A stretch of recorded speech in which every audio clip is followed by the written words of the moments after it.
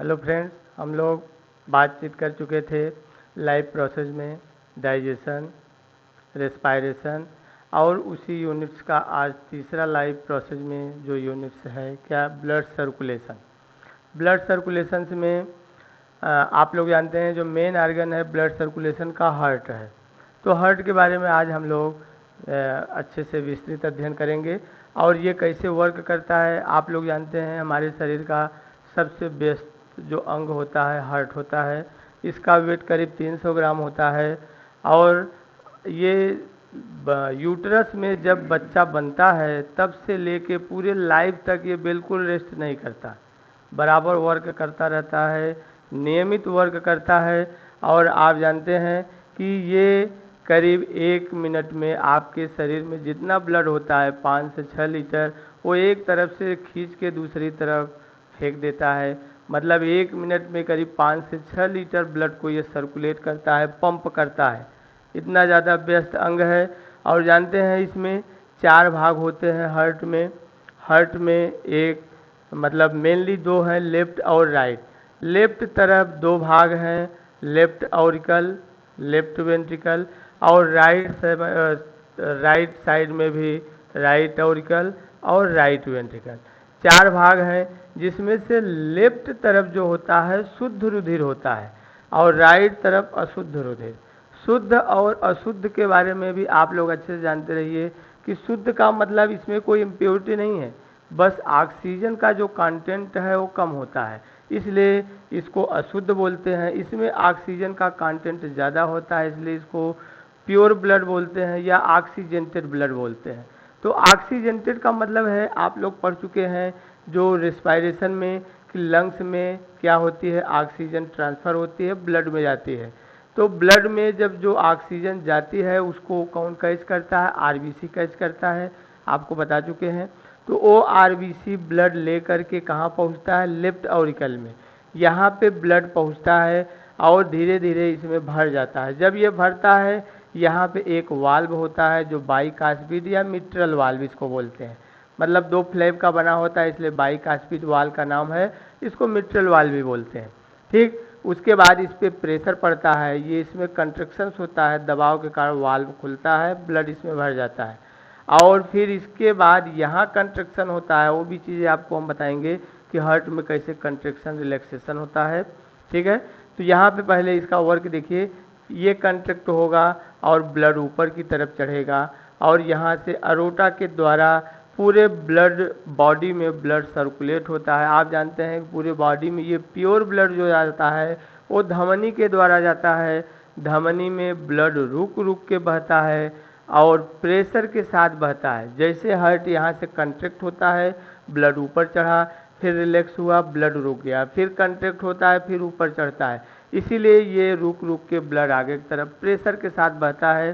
तो जो डॉक्टर हमारा हाथ में या पैर में ब्लड प्रेशर चेक करते हैं या हार्ट बीट चेक करते हैं, वो यही कारण है कि जैसे हार्ट कंट्रैक्ट होता है वैसे रुक रुक के ये बहता है। तो ये काफ़ी गहराई में होता है, लेकिन कुछ जगह ऊपर होता है, जैसे हमारे हाथ की कलाई में, पैर की कलाई में, कान के नीचे, ये थोड़ा ऊपर होता है, इसलिए उसको पकड़ के डॉक्टर चेक करते हैं कि हमारा हार्ट बीट सही से चल रहा है कि नहीं।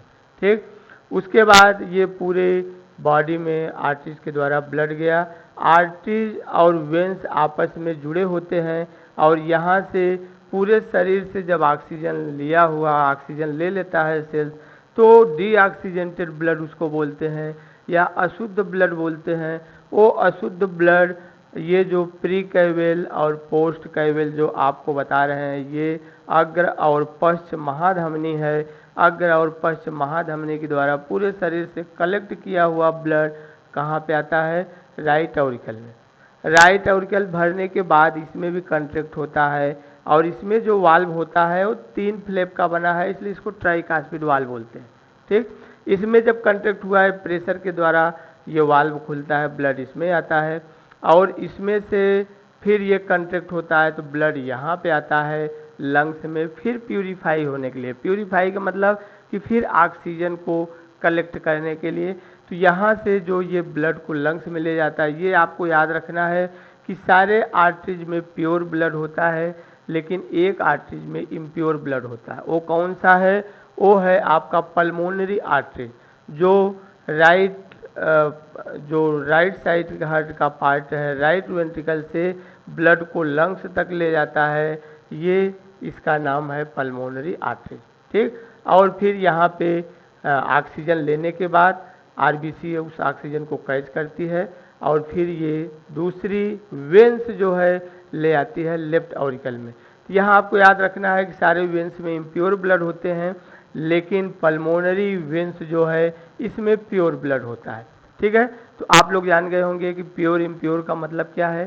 प्योर इम्प्योर का सिर्फ यही मतलब है कि जब ऑक्सीजन ज़्यादा मात्रा में होता है ब्लड में, उसको प्योर ब्लड बोलते हैं, और जब सेल्स उस ऑक्सीजन को ले लेती है तो उस ब्लड को इम्प्योर ब्लड बोलते हैं। ठीक है, तो ये ब्लड सर्कुलेशन है। हार्ट हमारा जो है 4 भाग का बना है।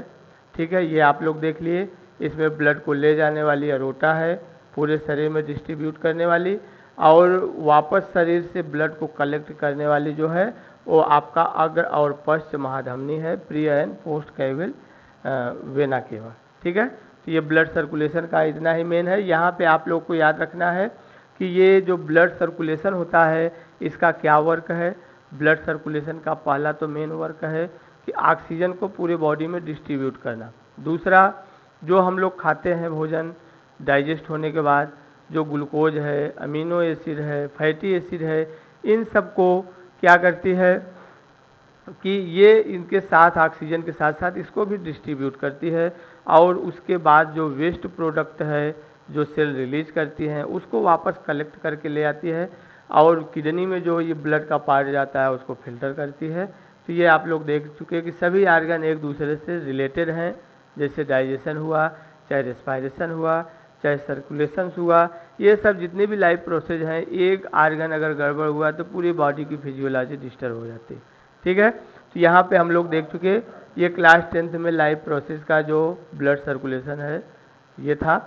तो ठीक है, अब इसके बाद नेक्स्ट जो है हम लोग एक्सक्रीशंस पढ़ेंगे। ये ब्लड में जो इम्प्योरिटी होती है उसको किडनी कैसे फिल्टर करके बाहर निकालती है।